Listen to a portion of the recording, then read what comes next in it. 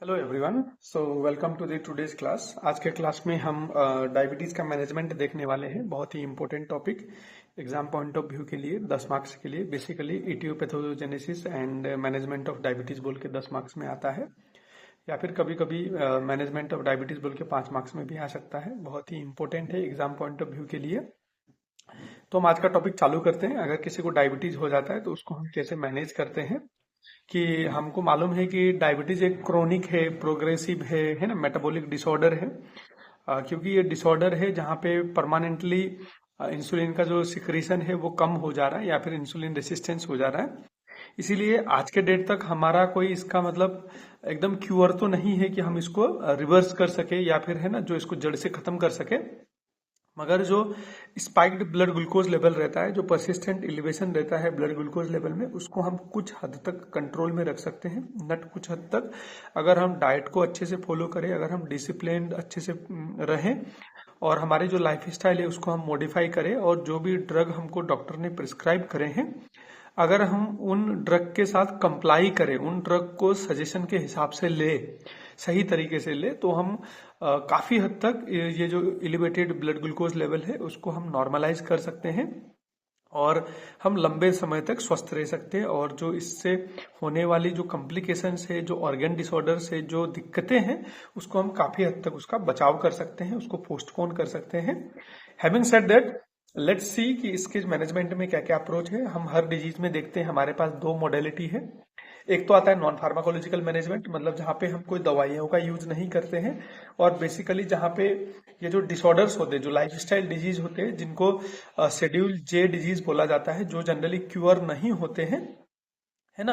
तो उन जो डिजीज है उनमें जो नॉन फार्माकोलॉजिकल मैनेजमेंट है वो बहुत ही इंपॉर्टेंट हो जाता है, राइट। तो जैसे हमने हाइपरटेंशन में देखा था, वो भी एक ऐसा ही क्रोनिक डिसऑर्डर है, राइट, जहाँ पे परसिस्टेंट ब्लड प्रेशर जो है वो बढ़ जा रहा था, है ना। उसके लिए भी हमने कुछ नॉन फार्माकोलॉजिकल मेजर्स देखे थे। ऐसे ही जो अपना ये डायबिटीज है ना, ये डायबिटीज भी क्रोनिक डिसऑर्डर है ना, जहाँ पे अपना जो ये क्या बोलते हैं ब्लड ग्लूकोज लेवल है, वो ब्लड ग्लूकोज लेवल ज्यादा हो जाता है। तो इसको भी हमको चेक में रखने के लिए कुछ हमारे पास नॉन फार्माकोलॉजिकल मेजर्स है, जिसमें सबसे पहला जो रोल आता है वो आता है डाइट, है ना। पहले पहले क्या बोलते थे कि ये डाइट अच्छा है, ऐसा डाइट अच्छा है, मगर आज के डेट में जो एविडेंसेज है वो क्या बोलते हैं कि ये जो डाइट प्लान है ये इंडिविजुअलाइज्ड होना चाहिए, है ना। ये हर आदमी का बॉडी अलग होता है, हर आदमी के बॉडी का नेचर अलग होता है, उसके हिसाब से जो अपना डाइट प्लान है वो अलग होना चाहिए, वो इंडिविजुअलाइज्ड होना चाहिए। हाउएवर, इसमें कुछ चीजें हैं जो जनरलाइज्ड रहती हैं, वो हम आगे आगे देखेंगे, है ना। अगर कोई डायबिटीज से ग्रसित है तो उसको ब्लड शुगर लेवल को चेक में रखने के लिए पहले तो आदमी को बैलेंस डाइट लेना पड़ेगा, है ना। कोई बीमारी नहीं है फिर भी बैलेंस डाइट ही सबसे अच्छा है। अगर कोई मेरे को पूछेगा या फिर कोई आपको पूछेगा कि हमारे बॉडी के लिए सबसे जरूरी क्या है, विटामिन जरूरी है या फिर प्रोटीन जरूरी है या फिर कार्बोहाइड्रेट जरूरी है या फिर फैट जरूरी है, क्या जरूरी है, तो जनरली लोगों को क्या लगता है कि प्रोटीन हमारे बॉडी के लिए अच्छा है, विटामिन अच्छा है, फाइबर अच्छा है, कार्बोहाइड्रेट अच्छा नहीं है, ऐसा जनरली लोगों का मानना होता है। मगर एक्चुअली ऐसा नहीं है। देखो, हमको एनर्जी के लिए ग्लूकोज चाहिए, ग्लूकोज बेसिकली कार्बोहाइड्रेट्स के फॉर्म में ही हम लेते हैं, है ना। जो फिर हम फैट लेते हैं, इसेंशियल मेटाबॉलिक प्रोसेसेज उससे चलते हैं, जो हमारा सेल मेम्ब्रेन बनता है हमारे बॉडी में, जो सेल ऑर्गेनेल्स बनते हैं वो सारे कोलेस्ट्रॉल से बनते हैं, फैट से बनते हैं। वो उसके लिए हमको फ्री फैटी एसिड लगता है, तो फैट भी इसेंशियल है, उसके बिना हम लाइफ को इमेजिन नहीं कर सकते। तो ऐसे ही जो प्रोटीन है वो बिल्डिंग ब्लॉक्स है, राइट। तो जितने भी हमारे बॉडी में एंजाइम बनते हैं, हार्मोन बनते हैं, या फिर जो भी हमारे सेल की बायोकेमिकल प्रोसेसेस चल रही है, बिना प्रोटीन वो भी नहीं पॉसिबल है। अब विटामिन तो नाम ही वाइटल से आया है, जो बहुत ही जरूरी है, इसके बिना जो हमारे बॉडी के सिस्टम है वो काम नहीं कर सकते। तो मोटा मोटी मेरा कहने का मतलब ये है कि सारे ही टाइप के जो कंपाउंड है, जो डाइट के एक कॉन्स्टिट्यूएंट्स रहते हैं, वो जरूरी है, मगर उनको एक सही रेशियो में लेना जरूरी है। कितना कार्बोहाइड्रेट मेरे को लेना चाहिए, है ना, कितना फैट लेना चाहिए, कितना प्रोटीन लेना चाहिए, कितना फाइबर लेना चाहिए, तो ये एक बैलेंस्ड रेशियो में होना चाहिए, जिसको हम बोलते हैं बैलेंस डाइट। होप यहाँ पे आपको चीजें समझ में आ गई होंगी। तो हम एक्सेस कुछ भी नहीं लेंगे, हम हर चीज को बैलेंस करके जो सही रेशियो में हमारे बॉडी को जरूरी है वो वाला बैलेंस डाइट लेंगे। फिर ऐसे कुछ फूड हो जिनमें लो ग्लाइसेमिक इंडेक्स रहता है। लो ग्लाइसेमिक इंडेक्स का मतलब क्या होता है कि ये फूड थोड़ा कम्प्लेक्स रहते हैं, लंबे समय तक हमारे इंटेस्टाइन में रहते हैं, हमारे स्टोमक में रहते हैं, धीरे धीरे डाइजेस्ट होते हैं, धीरे धीरे अब्जॉर्ब होते हैं और धीरे धीरे सस्टेन्ड तरीके से ग्लूकोज को रिलीज करते रहते हैं ताकि आदमी को लंबे समय तक ग्लूकोज मिले और एनर्जी मिलती रहे। और जो है एक सडनली जो अपना ब्लड शुगर लेवल रहता है खाना खाने के बाद वो एकदम से ना बढ़ जाए, हाँ वो उसमें स्पाइक ना देखने को मिले, तो ऐसे फूड को हम जनरली बोलते हैं लो ग्लाइसेमिक इंडेक्स फूड। ये जनरली हमारे बॉडी के लिए अच्छे होते हैं। मोटा मोटी तरीके से अगर हम देखेंगे तो किसी भी फूड में अगर फाइबर कंटेंट ज्यादा है तो वो food generally low glycemic index food कहलाता है ना। जो हम जंक फूड लेते हैं, जो हम जंक कैलोरीज लेते हैं, जो हम एडेड कैलोरीज लेते हैं, जो जनरली क्या करते हैं हमारे टंग को सेटिस्फाई करते हैं, हमारे टेस्ट बड्स को सेटिस्फाई करते हैं, जैसे डीप फ्राइड फूड हो गया है ना, एकदम स्पाइसी चटकदार खाना हो गया, तो ये क्या करते हैं ना, टेस्ट तो बहुत अच्छा देते हैं मगर सडनली हमारे बॉडी में ब्लड ग्लूकोज को स्पाइक कर देते हैं ना, जैसे शुगर हो गया है ना। और कुछ चावल जैसे क्या है कि चावल को व्हाइट दिखाने के चक्कर में उसका छिलका विलका निकाल दिया जाता है, उसमें का जो फाइबर कंटेंट है उसको निकाल दिया जाता है, उसको एडिशनल पॉलिसीज किए जाते हैं। तो ऐसे जो फूड रहते हैं ना वो सडनली ब्लड ग्लूकोज को स्पाइक कर देते हैं, इसको हम बोलते हैं हाई ग्लाइसेमिक इंडेक्स फूड। जबकि अगर हम फ्रूट्स को देखेंगे, ग्रीन वेजिटेबल्स को देखेंगे, लीफी वेजिटेबल्स को देखेंगे तो इनमें जो है वो लो ग्लाइसेमिक इंडेक्स रहता है क्योंकि इसमें फाइबर की मात्रा भरपूर होती है, उसको डाइजेस्ट होने में टाइम लगता है, वो वाटर को अपने साथ रिटेंड करता है, स्लोली स्लोली ग्लूकोज को रिलीज करता है। तो ऐसे फूड को हमको लेना चाहिए। कार्ब्स हमेशा मॉडरेट में लेना चाहिए, बहुत कम कार्ब्स होगा तो फैटिकनेस होगी है ना, एनर्जी प्रॉपरली नहीं मिलेगी, आदमी अपनी डेली एक्टिविटीज नहीं कर पाएगा। और हाई कार्ब्स रहेगा तो ग्लूकोज लेवल फिर से स्पाइक हो जाएगा। फाइबर रिच फूड होना चाहिए। जो जंक शुगर है ना, कैलोरीज है, व्हाइट शुगर है जैसे जागरी है ना, और भी ऐसे जैसे स्वीट्स प्रिपरेशंस खाते हैं लोग, डेजर्ट खाते हैं, इंडिया में तो बहुत ही फेमस है ना। तो ऐसे जो चीजें हैं उसको हमको कम करना चाहिए। रिफाइंड कार्ब्स को नहीं खाना चाहिए। रिफाइंड कार्ब्स को हम बेसिकली प्रोसेस्ड कार्ब्स भी बोलते हैं। तो मोटा मोटी तरीके से क्या है कि जहाँ पे हम मार्केट में जा रहे हैं, कुछ भी चीजें फर्दर प्रोसेस होकर मार्केट में हमको पैकेज उसमें मिल रही, तो ऐसे कार्ब्स को हमको अवॉइड करना चाहिए। अवॉइड भी नहीं कर सकते तो उसको हमको कम अपने खाने में यूज करना चाहिए। जबकि होल जो कार्ब्स रहते हैं ना, जैसे पोटैटो हो गया, उसके बाद स्वीट पोटैटोज हो गया, तो ऐसे जो कार्ब्स रहते हैं वो जनरली अच्छे रहते हैं। फिर यहाँ पे हमको ये समझना है कि ऐसे कार्ब्स भी हमको एक्सेसिवली नहीं लेना है, वो मॉडरेट लेवल पे लेना है, ये हमको समझना है। और जो सेचुरेटेड फैट रहते हैं ना, ट्रांस फैट जिसको हम बोलते हैं, जो हमारे बॉडी के लिए नुकसानदायी है, जो कार्डियोवैस्कुलर रिस्क भी बढ़ाते हैं, डायबिटीज का रिस्क भी बढ़ाते हैं, ऐसे फैट को हम कम करेंगे। जैसे तला भुना खाना, ये सारी चीजें एनिमल फैट हो गया है ना। फिर ऐसा आता है, फिर एक और इम्पोर्टेंट आता है पोर्शन कंट्रोल। पोर्शन कंट्रोल मतलब होता है कि कितना खाना मेरे बॉडी को चाहिए उतना ही खाना खाना चाहिए, ओवर ईटिंग नहीं होनी चाहिए है ना। कहीं पे फ्री का खाना मिल रहा है या फिर कहीं पे पार्टी चल रही, कोई भी चल रही, तो आदमी क्या करता है जनरली एक्सेस खा लेता है। और कभी कभी क्या होता है ना कि घर में खाना ज्यादा बन गया, कभी गेस्ट आ जाते हैं इंडियन सिनेरियो में, तो उसके लिए घर में ज्यादा खाना बनता है तो खाना फिर वेस्ट चले जाएगा, खाना फेंकना पड़ेगा, इससे अच्छा मैं खा लूं, ये भी एक मेंटेलिटी रहती है लोगों की। तो ऐसे ओवर ईटिंग नहीं होनी चाहिए। ओवर ईटिंग एक बहुत बड़ा कॉज है डायबिटीज मेलाइटस को प्रमोट करने में। तो जो ये ओवर ईटिंग का जो प्रॉब्लम है उसको हमको फिक्स करना चाहिए। जो हम खाना ले रहे हैं उसको हमको सर्वाइवल के लिए खाना चाहिए, खाने के लिए सर्वाइव नहीं करना चाहिए, ये एकदम समझना है। और फिर वेट मैनेजमेंट जरूरी है।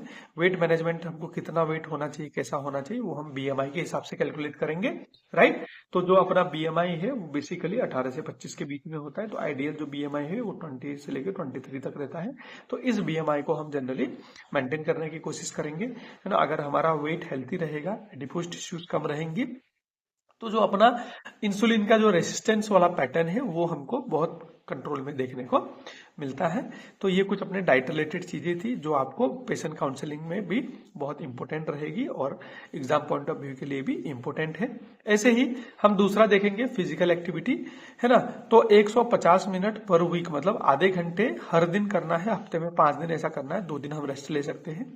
मॉडरेट एरोबिक एक्सरसाइज कर सकते हैं। फिर एरोबिक एक्सरसाइज क्या होता है कि जनरली आदमी एकदम एक्सरसाइज करते वक्त में बोल सकता है मगर गाना नहीं गा सकता, ऐसे को हम बोलते हैं एरोबिक एक्सरसाइज, जहां पे ब्रेथलेसनेस जनरली नहीं होता है एक्सरसाइज करते टाइम पे। फिर ऐसे हम रेसिस्टेंस एक्सरसाइज कर सकते हैं 2 से 3 टाइम्स पर वीक में। और इससे क्या होता है ना कि जो अपने इंसुलिन की जो रेसिस्टेंस हुई थी उसको हम रिवर्स कर सकते हैं। उसका एक ही तरीका है, वो है फिजिकल एक्सरसाइज, है ना। और हमने आगे फैक्ट्स में भी देखा था कि जहां पे हम रेगुलर फिजिकल एक्सरसाइज कर रहे हैं, जो अपनी इंसुलिन की सेंसिटिविटी है वो तो बढ़ती ही है। इन एडिशन टू दैट क्या होता है कि जो ग्लूकोज हमारे बॉडी में जा रहा है वो ग्लूकोज डायरेक्टली हमारे सेल्स टेकअप करके उससे एनर्जी निकालते हैं, जहाँ पे इंसुलिन की इतनी रिक्वायरमेंट भी नहीं रहती है ना। बाकी ये जो एक्सरसाइज का रोल है ये मैंने हाइपरटेंशन वाले टॉपिक में भी आपको एक्सप्लेन किया हुआ, वहां पे भी आप जाके एक बार उसको देख सकते हो। फिर वेट मैनेजमेंट में बोला था कि 25 kg पर मीटर स्क्वायर इससे कम होना चाहिए, ऑप्टिमली 22-23 के रेंज में होना चाहिए, जो BMI हेल्दी माना जाता है ना। तो जो अपना वेट लॉस रहेगा वो एकदम से ग्रेजुअल और सस्टेनेबल वेट लॉस होना चाहिए। ऐसा नहीं कि दिक्कतें थी, मैंने 2-3 महीने में पूरा क्रैश डाइट कर दिया, खाना ही नहीं खाया, एक्सटेंसिव डाइटिंग में चले गया, है ना, वाटर इनटेक भी पूरा कम कर दिया, जिसकी वजह से BMI तो ठीक ठाक हो गया। और फिर बाद में जब मैंने नॉर्मली खाना खाना चालू किया तो फिर वो ज्यादा रिगेन कर देता है। तो ऐसा जो क्रैश डाइट है वो नहीं करना चाहिए, gradual and sustainable weight loss करना चाहिए। कोई विगरस या क्रैश डाइट करने की जरूरत नहीं, धीरे धीरे अपनी लाइफ स्टाइल को बदलना पड़ेगा, दिन में एक्टिव रहना पड़ेगा, अगर सेडेंटरी लाइफ स्टाइल है तो उसको कम करना पड़ेगा, है ना। जो खाने का पोर्शन है उसको कंट्रोल करना पड़ेगा, बैलेंस डाइट को लेना पड़ेगा। जो एम्प्टी कैलोरी रहते हैं, जंक रहते हैं ना, जो शुगर रहते हैं, चॉकलेट लेते हैं, कोल्ड ड्रिंक्स रहते हैं, प्रोसेस्ड फूड रहते हैं, प्रोसेस्ड कार्ब्स रहते हैं, ऐसी चीज़ों को हमको डाइट में कम करना चाहिए। ज़्यादा से ज़्यादा फाइबर कंटेनिंग फूड लेना चाहिए, जिसकी वजह से सस्टेनेबल तरीके से वेट लॉस होकर BMI मेंटेन रहे। कटिंग रिस्क, और बहुत सारे रिस्क देखे थे अपने डायबिटीज में, जैसे स्मोकिंग हो गया, अल्कोहल हो गया, बहुत ज़्यादा स्ट्रेस लेना, एंग्जाइटी लेना, और देर रात तक जगे रहना, या फिर है ना स्लीप पैटर्न सही नहीं होना। ये जो रिस्क है ये डायबिटीज का रिस्क को बढ़ा देते हैं, है ना। हाई फैटी कंजम्पशन होना, तो ये जो रिस्क है इस रिस्क को हम कम करने की कोशिश करेंगे, जिसके वजह से हमको डायबिटीज में रिलीफ देखने को मिलेगा। तो ये कुछ चीजें थी नॉन फार्माकोलॉजिकल मैनेजमेंट्स में जो बहुत आसान हो गई हमारे लिए, क्योंकि यही सारी चीजें हमने कार्डियोवैस्कुलर रिस्क में भी डिस्कस करी थी। तो यहाँ पे जो हमारा दूसरा पोर्शन है वो आता है फार्माकोलॉजिकल मैनेजमेंट, है ना। हमारे पास आज मार्केट में बहुत सारे ऐसे ड्रग्स अवेलेबल हैं जो ब्लड शुगर लेवल को कंट्रोल में रखने की कोशिश करते हैं, हेल्प करते हैं हमको। हाउएवर यहाँ पे ये समझना जरूरी है कि ये ड्रग्स लेने के बाद ये डायबिटीज को रिवर्स नहीं कर सकती, उसको कंप्लीटली क्योर नहीं कर सकती। हाउएवर जो persistently elevated blood sugar level है अपने बॉडी में, उसको ये चेक में रखती है, उसको ये कंट्रोल में रखती है। तो इसमें जो सबसे ज्यादा यूज करा जाने वाला ड्रग्स है वो आता है इंसुलिन, है ना।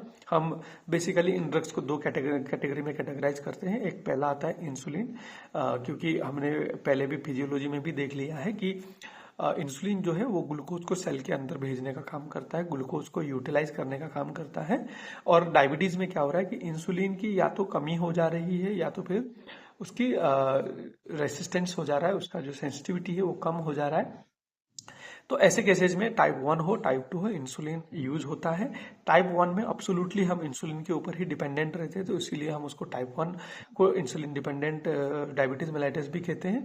जबकि टाइप 2 में हमारे पास और भी सारे ऑप्शंस रहते हैं, जिनको हम ओरल हाइपोग्लाइसेमिक एजेंट OHA की कैटेगरी में रखते हैं, जो हम ओरली लेते हैं और जो हमको जो एलिवेटेड ब्लड ग्लूकोज लेवल है उसको चेक में रखने की हेल्प करता है। तो इसमें जो अपना पहला हम देखेंगे इंसुलिन, है ना। इंसुलिन ओरल नहीं मिलता है जनरली, ओरल अगर हम इंसुलिन लेंगे तो ये डिग्रेड हो जाता है, स्टेबल नहीं होता है, ऑब्जर्व होकर हमारे ब्लड सर्कुलेशन तक नहीं पहुंचता। तो जनरली हम इसको इंजेक्शन के थ्रू से लेंगे और इसको हम एडिपोज टिश्यू में इंजेक्ट करते हैं, तो जनरली हम इसको सबक्यूटेनियस रूट से ही देते हैं। अगर टाइप 1 डायबिटीज है तो वहां पे हमको इंसुलिन यूज करना ही होता है। टाइप 2 में भी हम किसी किसी सिचुएशन में भी कर सकते हैं। तो ये जो इंसुलिन है ये बहुत टाइप का इंसुलिन मिलता है। जैसे पहला आ गया रैपिड एक्टिंग इंसुलिन ना। रैपिड एक्टिंग में क्या होता है, जैसे ही इंसुलिन लिया तो सडनली ब्लड जो ग्लूकोज लेवल बढ़ा हुआ है वो एकदम से ड्रॉप में आ जाएगा। जनरली जो इमरजेंसी सिचुएशन में अगर आदमी कोई आता है या फिर डायबिटिक कीटोएसिडोसिस सिचुएशन में आता है तो वहां पे हम रैपिड एक्टिंग इंसुलिन को यूज करते हैं। इसके एग्जांपल है aspart insulin and lispro insulin, है ना। ये बहुत शॉर्ट ड्यूरेशन के लिए काम करते हैं मगर बहुत ही इफेक्टिव रहते हैं। जो अगर सडन ब्लड ग्लूकोज लेवल किसी का बढ़ा हुआ है, डायबिटिक कीटोएसिडोसिस या हाइपरओस्मोलर कोमा जैसे कॉम्प्लिकेशंस स्टेटस आ रहे हैं, तो ऐसे में हम रैपिड एक्टिंग इंसुलिन हम वाइडली यूज करते हैं।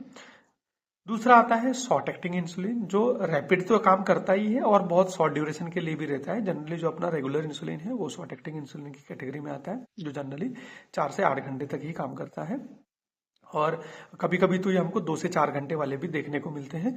तो जो ये शॉर्ट एक्टिंग इंसुलिन रहता है ना, कभी कभी क्या होता है कि आदमी कहीं पार्टी में चले गया, कुछ गया है ना, वहाँ पे अब मेहमान बन के गया है तो कुछ उसको खाना हो गया, या फिर किसी दिन डाइट ऐसा हो गया कि वहाँ पे एकदम से ग्लूकोज लेवल स्पाइक हो गया, तो ऐसे में जनरली हम रैपिड एक्टिंग या शॉर्ट एक्टिंग इंसुलिन लेंगे।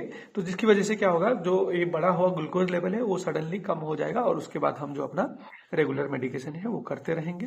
फिर ऐसे में कैटेगरी में आता है तीसरा, इंटरमीडिएटेड एक्टिंग इंसुलिन, जो हम बोलते हैं न्यूट्रल प्रोटामिन हेगेड्रॉन बोल के। ये जो इंसुलिन है ये इंटरमीडिएट ड्यूरेशन तक काम करता है ना, कभी कभी 8 घंटे से लेकर 16 घंटे, या फिर कभी कभी 24 घंटे तक भी हमको देखने को मिलता है। ऐसे हमारे पास चौथा कैटेगरी है लॉन्ग एक्टिंग इंसुलिन, जिसमें ग्लार्जिन इंसुलिन और डेटामेर इंसुलिन है। ये जो इंसुलिन है ये ऑलमोस्ट 24 घंटा या उससे ऊपर काम करते हैं, है ना। आज के डेट में हमको अल्ट्रा लेंटे इंसुलिन बोल के भी देखने को मिलते हैं, जो जनरली 2 दिन 3 दिन तक भी हमारे ब्लड ग्लूकोज को चेक में रखते हैं, है ना। तो ये अगर हम केडी त्रिपाठी का फार्माकोलॉजी का टेक्स्ट बुक देखेंगे तो वहां पर हमको एक एक्सटेंसिव टेबल देखने को मिल जाएगा, जहाँ पे इससे और भी कॉम्प्लेक्स तरीके से जो है इंसुलिन को क्लासिफाई किया हुआ है। हाउएवर यहाँ पे मैं वो सारी चीजें रख के कॉम्प्लिकेट नहीं करना चाहता, तो मैंने आपको एक ब्रीफ आइडिया दे दिया कि इतने टाइप के इंसुलिन बेसिकली हमको देखने को मिलते हैं।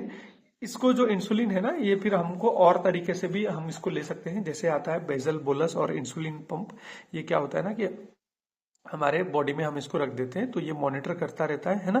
फिर जैसे हमारे बॉडी में ग्लूकोज लेवल बढ़ जाता है या फिर इंसुलिन के लेवल घट जाता है, तो ये इंसुलिन का जो एक स्मार्ट डिवाइस रहता है ये आराम से इंसुलिन को रिलीज कर देता है ना।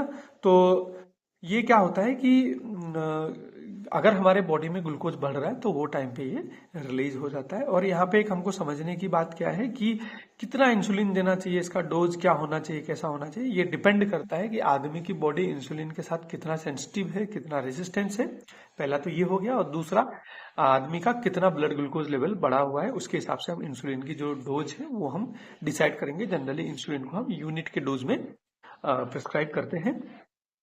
फिर ऐसे ही self glucose monitoring and HbA1c is a important well giving insulin, है ना। तो इंसुलिन लेने के बाद ब्लड ग्लूकोज लेवल कितने लेवल पे है, कहाँ पे है, चेक में रह रहा है कि नहीं रह रहा है, वो चीजें एसेस करना बहुत ही जरूरी है। और इसको एसेस करने के लिए सबसे अच्छा जो पैरामीटर है वो है ग्लाइकेटेड हेमोग्लोबिन। हमने डायग्नोसिस के टाइम पे भी बोला था कि जो ये ग्लाइकेटेड हेमोग्लोबिन है या फिर ग्लाइकोसाइलेटेड हेमोग्लोबिन है, वो हमको कंप्लीट 3 मंथ में हमारा ब्लड ग्लूकोज लेवल कैसा था उसका एक कंप्लीट पिक्चर दिखाने में हेल्प करता है ना। फिर हम दूसरे में देखेंगे ओरल हाइपोग्लाइसेमिक एजेंट्स।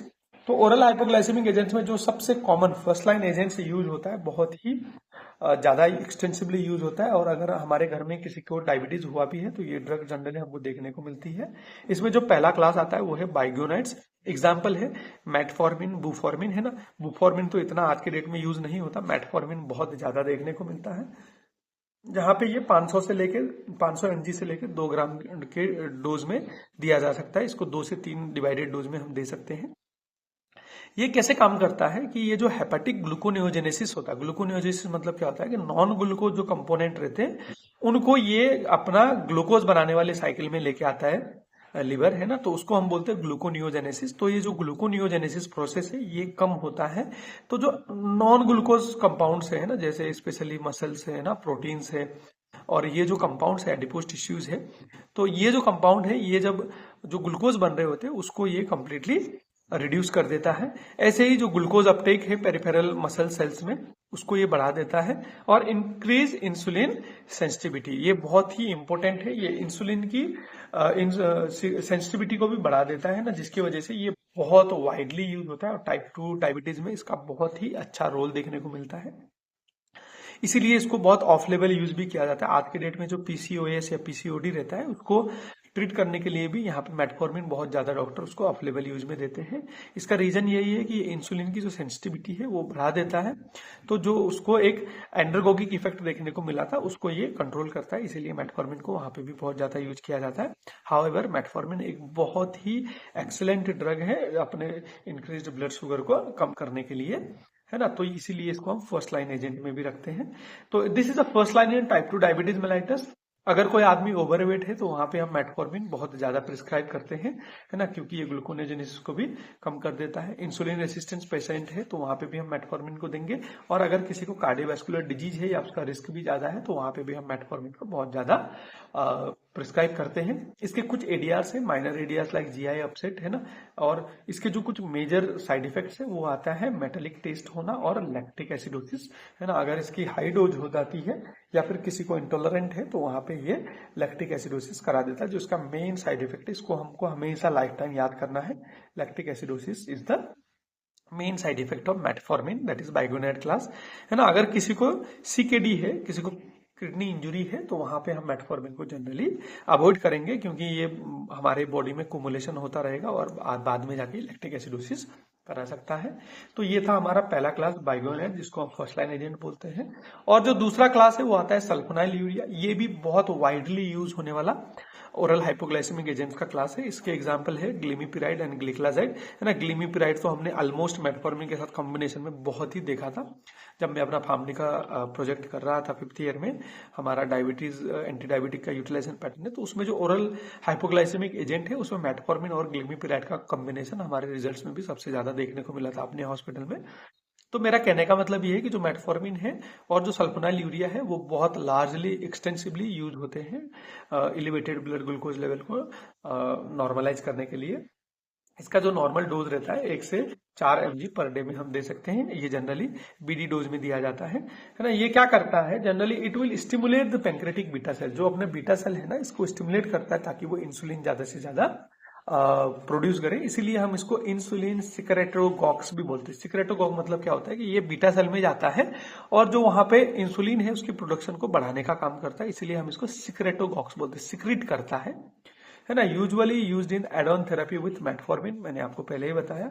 इसके भी कुछ अपने एडीआर्स है, जैसे ये एक्सटेंसिव लेवल पे अगर हम हाई डोज में यूज करेंगे तो हाइपोग्लाइसेमिया करेगा और धीरे धीरे ये वेट गेन भी करता है और कुछ एनाफाइलेक्सिस रिएक्शंस भी हमको देखने को मिल सकती है। इसीलिए अगर किसी को रेनल और हेपेटिक इंपेयरमेंट है या फिर कोई बहुत बूढ़ा आदमी है तो वहां पे हम जनरली सल्फोनाइल यूरिया को कॉशन के साथ यूज करेंगे है ना। ऐसे ही तो हमारा जो तीसरा क्लास है वो आता है मैग्लेटिनाइट्स। तो जितने भी ये टिनाइट्स आते हैं वो सब मैग्लेटिनाइट्स के कैटेगरी में आते हैं है ना। जैसे रेपेग्लिनाइट्स हो गया, नेटेग्लिनाइड हो गया, तो ये रेपेग्लिनाइड 0.5 से लेके 4 mg तक दे सकते हैं। जनरली हम इनको खाने से पहले देते हैं दोनों भी ड्रग्स को, या फिर जो मैग्लेटिनाइड ग्रुप है उसको हम खाने से पहले देते हैं। ये क्या करता है, it will stimulate rapid and short insulin secretion. ये भी सिक्रेटोगॉग है ना, मगर ये क्या होता है कि खाने से पहले जब हम देंगे बहुत शॉर्ट ड्यूरेशन के लिए, घंटे भर के लिए या 2 घंटे के लिए क्या करते हैं, इंसुलिन का जो प्रोडक्शन है उसको बढ़ा देते हैं। और जब हम खाना खा रहे हैं उसकी वजह से जो ग्लूकोज के स्पाइक आ रहे हैं, जो ग्लूकोज लेवल सडनली बढ़ जा रहा है, उसको ये नलिफाई कर देता है, उसको ये सेल्स के अंदर भेज देता है और जो अपना ब्लड ग्लूकोज लेवल है वो एकदम से नहीं बढ़ता है। तो ये जो मैग्लेटिनाइड है ये भी बहुत यूजफुल है। इसका कुछ एडीआर है, जैसे वेट गेन हो जाना, हाइपोग्लाइसेमिक इफेक्ट होना है ना। तो अगर कोई फास्टिंग कर रहा है तो वहां पे हम इन ड्रग्स को अवॉइड करेंगे, क्योंकि इसका काम क्या है कि सडनली इंसुलिन को इतना सिक्रेट कर देता है कि जो आदमी अब खाना खाएगा उससे जो अचानक से ग्लूकोज आ रहा है उसको न्यूट्रलाइज कर देगा। क्योंकि अब फास्टिंग के कंडीशन में जनरली आदमी खाना नहीं खाता और वहां पे अगर हम मैग्लेटिनाइड्स प्रिस्क्राइब कर देंगे तो आदमी सडन से हाइपोग्लाइसेमिया में जा सकता है और हाइपोग्लाइसेमिक कोमा हो सकता है, जो एक लाइफ थ्रेटनिंग कंडीशन है। मैंने आपको इनिशियल क्लास में ही इसके बारे में बताया था। Having said that, now we will see the fourth class of agent of oral hypoglycemic drug, that is थायोजोलिडीन डायोन्स। क्या है ये क्लास? थायोजोलिडीन डायोन्स, जिसमें एग्जाम्पल है पायोग्लिटाजोन एंड रोजिग्लिटाजोन है ना। तो ये जो पायोग्लिटाजोन है 15 mg से 45 mg पर डे में दिया जाता है और जो रोजिग्लिटाजोन है वो 4 to 8 mg पर डे में दिया जाता है। ये जनरली इसको हम क्या बोलते हैं ना कि इस जो थायोजोलिडीन डायोन्स है इनको हम जनरली PPAR गेमा अगोनिस्ट भी बोलते हैं। क्या बोलते हैं? PPAR gamma agonist. तो ये जो PPAR है ये क्या है? पैरोक्सिज्म प्रोलिफरेटर एक्टिवेटेड रिसेप्टर गामा। तो ये जो पैरोक्सिज्म प्रोलिफरेटर एक्टिवेटेड रिसेप्टर जो गामा है ये इसको एगोनाइज कर देता है, मतलब इसकी एक्टिविटी को बढ़ा देता है। जैसे ही इसकी एक्टिविटी बढ़ जाती है इंसुलिन का जो सेंसिटिविटी है सेल्स में वो बढ़ जाता है और इन एडिशन टू दैट जो अपना हेपेटिक ग्लूकोज बन रहा है ना, ग्लूकोनियोजेनेसिस या फिर ग्लाइकोजिनोलाइसिस प्रोसेस से, उसको भी ये कम कर देता है ना। तो यहाँ पे हम क्या करते हैं कि ये जो ड्रग है ये कहाँ पे प्रिफर होते हैं? अगर इंसुलिन का रेसिस्टेंस हो गया, क्योंकि ये इंसुलिन की सेंसिटिविटी को बढ़ा रहा है, या फिर पेशेंट विद NAFLD मतलब जो ये non alcoholic fatty liver disease होते हैं वहां पे हम इस ड्रग को बहुत ज्यादा यूज करते हैं। इसके कुछ अपने एडीआरस हैं, जैसे वेट गन हो गया, इडिमा हो गया, रिस्क ऑफ हार्ट फेलियर हो गया, है ना। इसीलिए यहाँ पे लिवर की दिक्कतें हो सकती है, तो हम लिवर फंक्शन को यहाँ पे मॉनिटर करेंगे, है ना। ऐसे ही हम देखेंगे जो हमारा 5th क्लास का ओरल हाइपोग्लाइसेमिक एजेंट है वो है अल्फा ग्लूकोसिडेज इनहिबिटर। एग्जाम्पल आता है अकारबोज, है ना। वो ऐसे ही भोगलीबोज भी इसमें आता है। ये जनरली क्या होता है ना कि ये पोस्ट प्रेंडियल ब्लड शुगर को कम करते हैं। इसको हम जनरली क्या करते हैं कि खाने से जस्ट पहले या फिर खाने के बीच में, डॉक्टर तो बोलते हैं कि खाते खाते बीच में इसका सेवन करना चाहिए। तो ये 25 से 100 mg के डोज में 3 टाइम हम ले सकते हैं खाना खाते टाइम पे। ये क्या करता है ना, जो अपने बॉडी में अपना जो डाइजेशन प्रोसेस है उसमें जो कार्बोहाइड्रेट का डाइजेशन रहता है उसको स्लो कर देता है। कार्बोहाइड्रेट का डाइजेशन स्लो होगा तो सस्टेन्ड तरीके से कार्बोहाइड्रेट रिलीज होगा और कम मात्रा में अब्जॉर्ब होगा, जिसकी वजह से क्या होगा, जो ब्लड शुगर के स्पाइक आ रहे हैं वो स्पाइक्स नहीं आएंगे। जो उसका ग्लाइसेमिक इंडेक्स है वो इतना नहीं बढ़ पाएगा। उसकी वजह से क्या होगा, जो अपना पोस्ट प्रेंडियल ब्लड शुगर बढ़ रहा है उसको ये कम करेगा। तो जनरली जहां पे पीपीबीएस बढ़ा है, बाकी चीजें ठीक ठाक है, तो वहां पे हम अल्फा ग्लूकोसिडेज इनहिबिटर का बहुत ज्यादा यूज करते हैं। और sometime we will use them as adjunct therapy with the other oral hypoglycemic agent. जो इसके एडीआर से वो है फ्लैटुलेंस। फ्लैटुलेंस मतलब होता है एक्सेसिव फार्टिंग, बहुत ज्यादा गैस पास करता है आदमी, और फिर एब्डोमिनल डिस्कम्फर्ट भी हो सकते हैं। और जो अपना लिवर फंक्शन टेस्ट है उसके जो पैरामीटर्स रहते हैं वो भी जनरली हमको बढ़े हुए देखने को मिल सकते हैं। किसके केस में? Alpha glucosidase inhibitor. ऐसे जो हमारा 6th क्लास का ओरल हाइपोग्लाइसेमिक एजेंट आता है वो आता है dipeptidyl peptidase 4 inhibitor, that is DPP4 inhibitor. Example इसमें आता है सिटाग्लिप्टिन एंड विल्डाग्लिप्टिन। तो सिटाग्लिप्टिन 100 mg पर डे के डोज में दे सकते हैं और विल्डाग्लिप्टिन हम 50 mg बीडी डोज में हम दे सकते हैं। ये क्या करता है, DPP4 को इनहिबिट कर देता है। इसके नाम से ही हमको क्लियर हो रहा है, मतलब ये क्या करता है, डाइपेप्टिडाइल पेप्टिडेज 4 को इनहिबिट करता है, जिसकी वजह से क्या होता है कि जो इंक्रिटीन बोल के कंपाउंड रहता है हमारे बॉडी में उसका इफेक्ट ये बढ़ा देता है। ये जो इंक्रिटीन है ना, इसका काम है इंसुलिन जैसा।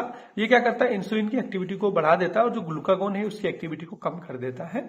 और जनरली हम इसको मेटफॉर्मिन के साथ ऐड करके देते हैं। इसकी वजह से क्या होता है ना कि इंसुलिन बढ़ जाता है और जो ग्लूकागोन है, जो ग्लूकोज बनाने वाले हार्मोन है, वो कम हो जाते हैं, जिसकी वजह से जो हमारा ब्लड में ग्लूकोज बढ़ा हुआ है, हमारे प्लाज्मा में ग्लूकोज बढ़ा हुआ है, उसको ये कम कर देता है। इसके अपने कुछ साइड इफेक्ट्स है, माइल्ड हेडेक होना और कभी कभी इन्फ्लामेशन भी कर सकते हैं, है ना। तो इसके कुछ भी वेट रिलेटेड ऐसे साइड इफेक्ट हमको देखने को नहीं मिलते हैं। तो जनरली हम लीन में या फिर जहां पे हमको बॉडी वेट के साथ कुछ छेड़छाड़ नहीं करनी, वहां पे हम DPP4 को वाइडली यूज कर सकते हैं। ऐसे ही फिर हमारा जो 7th क्लास है वो आता है GLP-1 रिसेप्टर एगोनिस्ट, मतलब ग्लूकागॉन लाइक जो पेप्टिडेट है उसका एगोनिस्ट है। एग्जाम्पल आता है सेमाग्लूटाइड 0.25 से लेके 1 mg SC, हफ्ते में 1 इंजेक्शन हम दे सकते हैं।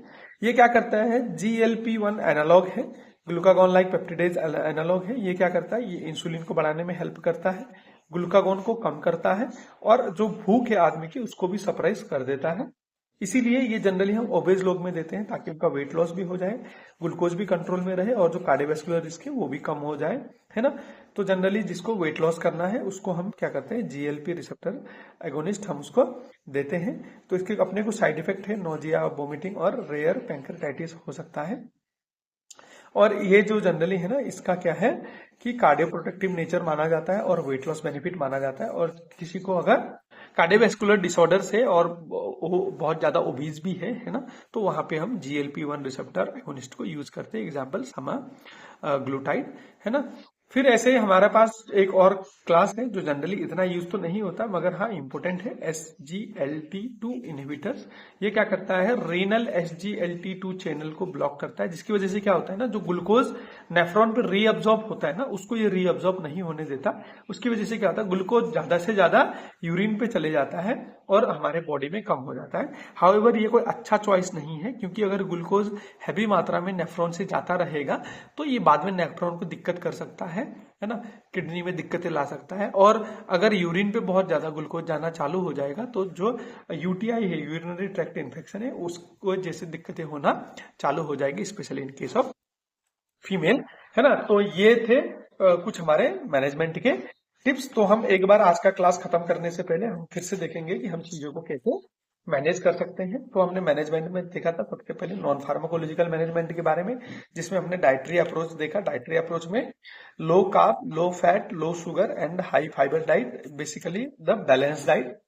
है ना। फिर फिजिकल एक्टिविटीज में बोला कि हमने हफ्ते के 5 दिन हमको लाइट फिजिकल एक्सरसाइज करना है, एटलीस्ट आधे घंटे तो एक्सरसाइज करना ही है। वेट को मैनेजमेंट करना है, और जो भी रिस्क फैक्टर्स है उनको हमको रिड्यूस करना है, उनको कट डाउन करना है। और जो अपने फार्माकोलॉजिकल मैनेजमेंट है उसमें हमने सबसे पहला ऑप्शन देखा इंसुलिन का। फिर हमने ओरल हाइपोग्लाइसेमिक एजेंट्स देखे, बाइगोनाइड जैसे मेटफॉर्मिन, है ना, ऐसे सल्फोनाइल यूरिया में ग्लिमिपिराइड, मैग्लेटिनाइड में रेपाग्लिनाइड, है ना, थायोजोलिडिन, डायोन्स में पायोग्लिटाजन एंड रोजिग्लिटाजोन।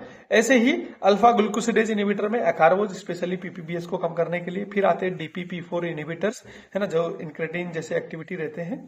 और फिर आते हैं जीएलपी1 रिसेप्टर एगोनिस्ट। ये क्या करते हैं, ये जनरली वेट लॉस में और कार्डियो प्रोटेक्टिव इन नेचर है। और जो SGLT2 है, ये क्या करता है, ये रीनल ग्लूकोज को एक्सक्रीट करता है। जो नट गुड चॉइस, इसीलिए इतना ज्यादा यूज नहीं होते, हाउएवर ऐसे भी हम इसको मैनेज कर सकते हैं। तो ये था हमारा डायबिटीज का मैनेजमेंट, है ना। तो जो अगला क्लास है, हम अगले क्लास में एक छोटा सा क्लास लेके आएंगे जहां पे हम डायबिटीज टाइप 1 और टाइप 2 का डिफरेंस लेके आएंगे, राइट। हैविंग सेड दैट, तो आज के क्लास से हम भी जाना चाहेंगे, थोड़ा लंबा क्लास हो गया है, राइट। अगर आपको कोई भी ऐसा डाउट है, कुछ भी है, तो आप नीचे कॉमेंट करके बता सकते हो। See you soon in the another class. Thank you.